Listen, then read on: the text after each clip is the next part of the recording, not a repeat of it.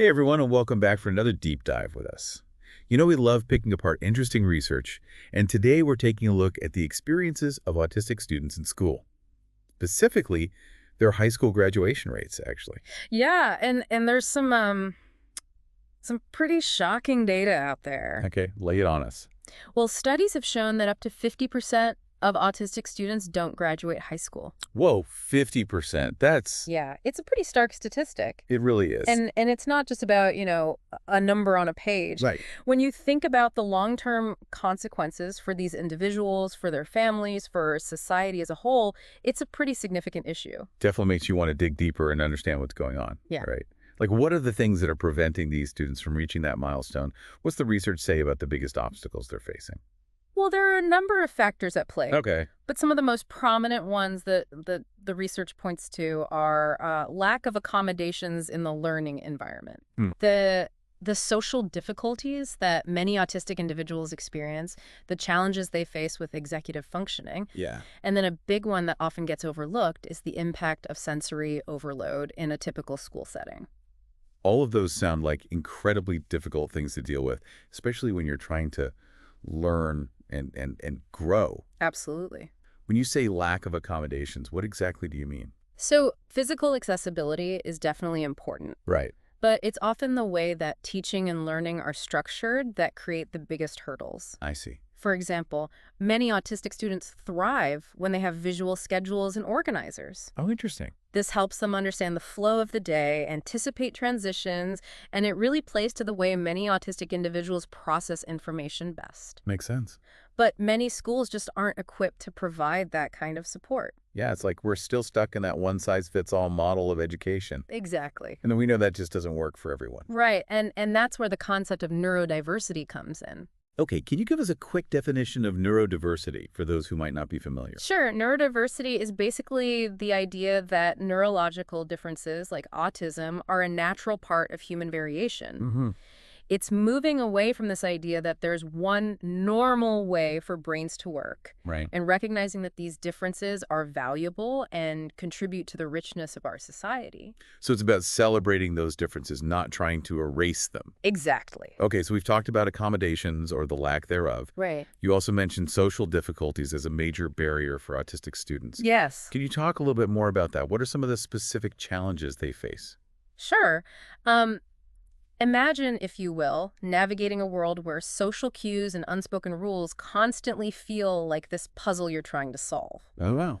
That's the reality for a lot of autistic individuals. Really? They might misinterpret facial expressions or struggle with things like turn-taking in conversations or have difficulty understanding sarcasm or humor. And in a school environment where so much emphasis is placed on social interaction, Exactly. that's going to be incredibly tough. It can lead to feelings of isolation, make it difficult to connect with peers and teachers. Wow.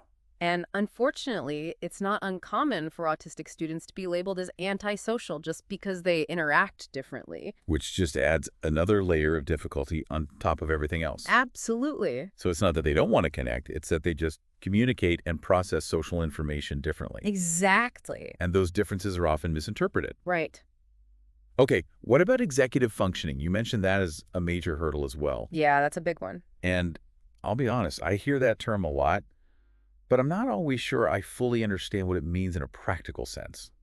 So executive function refers to the mental processes that help us to plan, organize, prioritize, manage our time effectively. Hmm. So things like breaking down a large project into smaller steps, keeping track of deadlines, resisting distractions, those all fall under the umbrella of executive functioning. Oh, okay. And when those skills are impaired, Yeah. it can make even simple tasks feel completely overwhelming. Now that you explain it like that, it totally makes sense. Sure. And, I think we all struggle with that to some degree, right? Absolutely. Like even just getting ready in the morning sometimes feels like a major test of my executive functioning skills. Right. So I can only imagine how much harder it is for students who are dealing with those challenges on top of everything else. And for many autistic students, those executive functioning challenges are significantly amplified. Wow. So imagine trying to plan out a long-term project or organize your notes for a test, Yeah. or just manage your time during an exam Right. when those mental processes aren't working as smoothly. It can be a constant source of frustration and can really impact their ability to succeed academically. Exactly. Okay, so we've covered accommodations, social difficulties, executive functioning.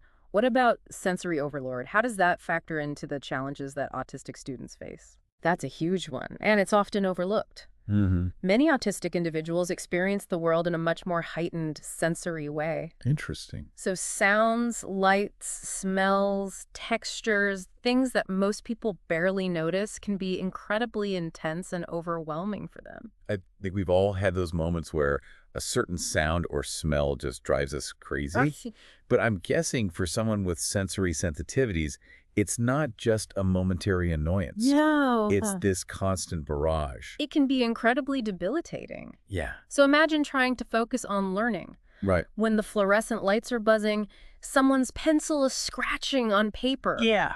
The air conditioning is humming. It's like trying to study in the middle of a rock concert. Exactly, and our sources actually mention how even the feel of certain fabrics Oh, wow. can be incredibly distracting for some students. So imagine trying to sit still and focus on a lesson Right. when your clothes are sending you all these sensory signals. That's wild. It can be a real challenge. So it's not just about being a picky kid. Right. It's about a fundamental difference in the way their brains process sensory information. Exactly. And that difference can make a typical school day feel like a complete assault on their senses. You got it. So now that we've kind of laid out some of these key challenges, Yeah. I'm curious to hear, what does the research say about potential solutions? It sounds like these barriers are significant, but are they insurmountable? That's a great question, and one that we'll explore more in depth in the next part of our deep dive. Okay, good. But I do want to emphasize that while the challenges are real and they are significant, Mm-hmm. they are not insurmountable. Okay, good. There are things that we can do as individuals, as a society, to create a more inclusive and supportive learning environment for autistic students. So there's hope. Absolutely. That's good to hear because honestly, this conversation has been pretty heavy so far. Yeah. I'm definitely ready for some solutions. I'll get there. All right, so let's take a quick pause, and we'll come back to that in the next part of our deep dive. Sounds good. You know, as we delve into solutions, it's important to remember that many autistic individuals have unique strengths and talents that can be absolutely remarkable. Oh, absolutely. When we create learning environments that truly support their needs, Yeah. they often thrive in incredible ways. So it's less about fixing what some might perceive as deficits Right. and more about nurturing their strengths and adapting the system to support them. Exactly. There's this tendency to focus on the challenges, but we need to shift that perspective. Mm-hmm. Think about it. Many autistic individuals excel in areas like pattern recognition, attention to detail, logical thinking. Oh, yeah. These are incredibly valuable skills, especially in fields like technology, science, engineering. Absolutely. Yet our current education system often falls short of capitalizing on these strengths. That's a really good point. Yeah, it's like we're trying to fit square pegs into round holes instead of recognizing the unique shape of each individual and creating a space where they can truly shine. Perfect analogy. And that's where a concept like universal design for learning comes in. Okay, I've heard of that. It's about creating educational experiences that are accessible and engaging for a wide range of learners, Mm-hmm. including those who are neurodivergent. Okay. This might involve incorporating visual aids, hands-on activities, clear step-by-step instructions, which can be incredibly helpful for many autistic students. Yeah, I remember struggling with certain concepts in school until a teacher used a visual aid to explain it. Sure. Suddenly it just clicked. Exactly. I can only imagine how powerful that kind of approach can be for a student who learns best through visual or kinesthetic methods. Absolutely. And let's not forget about the potential of assistive technology. Oh, yeah, good point. Tools like text-to-speech software, noise-canceling headphones, visual timers can be game changers for many autistic students, helping them navigate a world that wasn't designed with their needs in mind. So it's about giving them the tools they need to succeed, meeting them where they are, and recognizing that success might look different for each student. Absolutely. But even with the best technology and the most thoughtfully designed curricula, the human element is still crucial. Right. At the end of the day, it's the teachers who are on the front lines, Yes. interacting with these students every day. Precisely. And they need to be equipped with the knowledge and skills to create truly inclusive learning environments.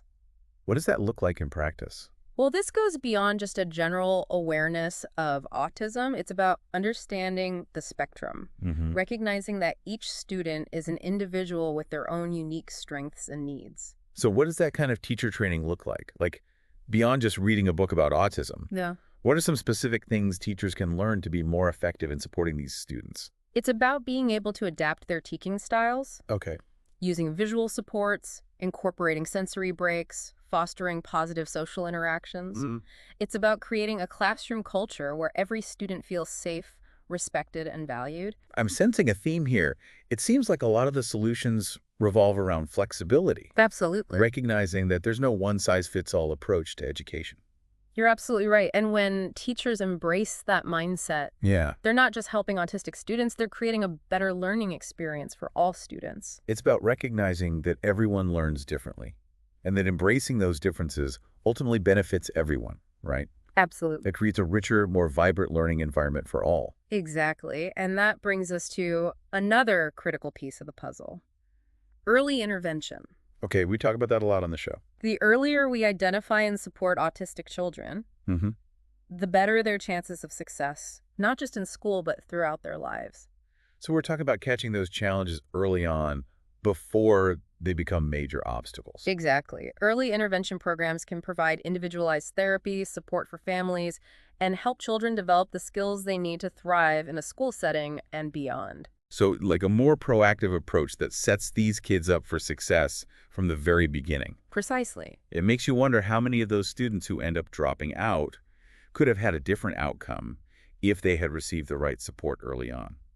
It's a valid point, and it really highlights the importance of advocating for early intervention services and making sure they are accessible to all families. Yeah, absolutely. But, if we connect this to the bigger picture, Mhm. it's not just about schools and intervention programs. Right. It's about creating a society that embraces neurodiversity as a whole, Yep. values the contributions of all individuals. Zooming out a bit, what does that look like? Well, How do we create a more neurodiversity affirming society? it starts with awareness and education, which is what we're doing right now. Right. It's about challenging those ingrained assumptions. Mm-hmm. Understanding that autistic individuals are not broken or deficient. They simply experience and interact with the world differently. So less about fixing and more about understanding and accepting. Exactly. And once we have that understanding, Yeah. we can start to make changes in our workplaces, our communities, and our personal lives Mm-hmm. to be more inclusive and welcoming to neurodivergent individuals. Okay. Imagine a world where autistic individuals are not just tolerated, but celebrated for their unique talents and perspectives. That's a powerful vision. That's the kind of society we should be striving for. It's about recognizing that those differences aren't just okay. Right. They're actually valuable. Absolutely. They bring new perspectives, new ideas, new ways of solving problems. You got it. I'm curious, what are some Yeah. tangible things that we can do to move closer to that vision?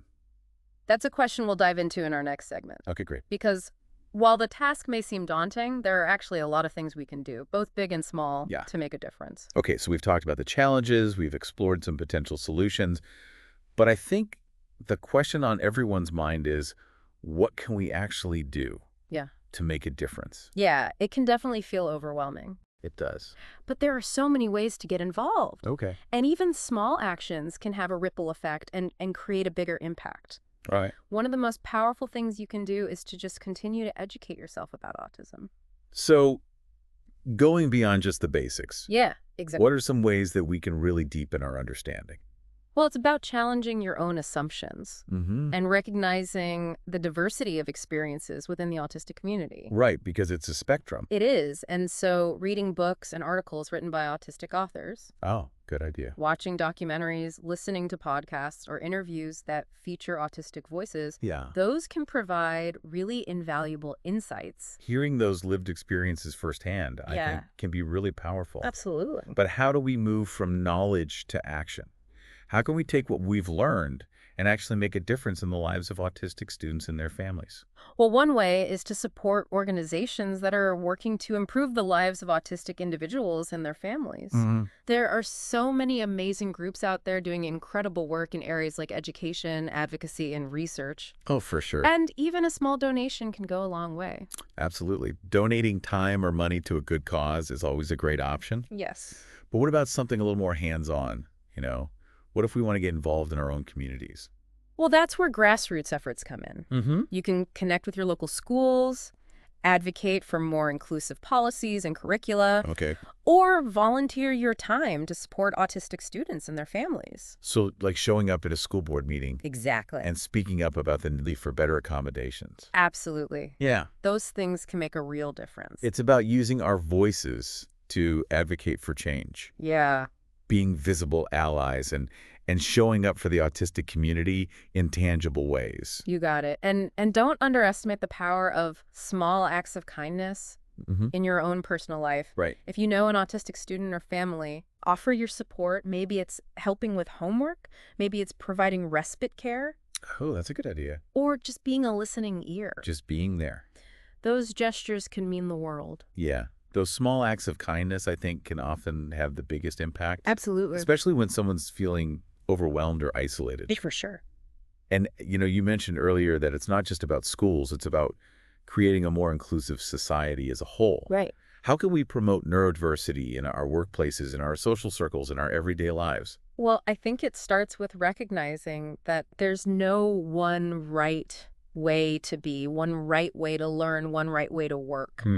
We need to create environments that are welcoming and accommodating to people with all different ways of thinking and interacting. Yeah. And that means being open to adapting our communication styles, Why? being patient, Mm. and being willing to learn from those who experience the world differently than we do. I keep thinking back to that statistic we talked about at the beginning, that up to 50% of autistic students aren't graduating high school. Right. And it's just heartbreaking to think about all that untapped potential. It is. It's a sobering statistic. It is. But what if, instead of viewing it as a failure, Yeah. we saw it as a call to action?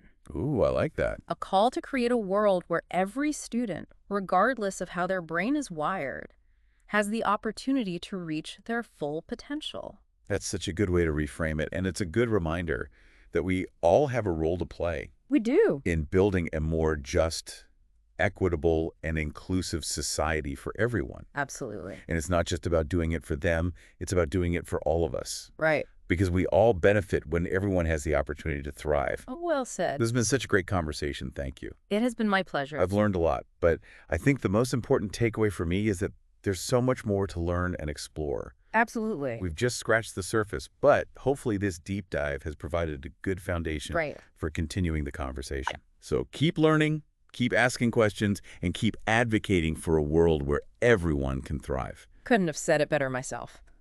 That is all the time we have for today, but thank you for tuning in to another deep dive. We'll catch you next time.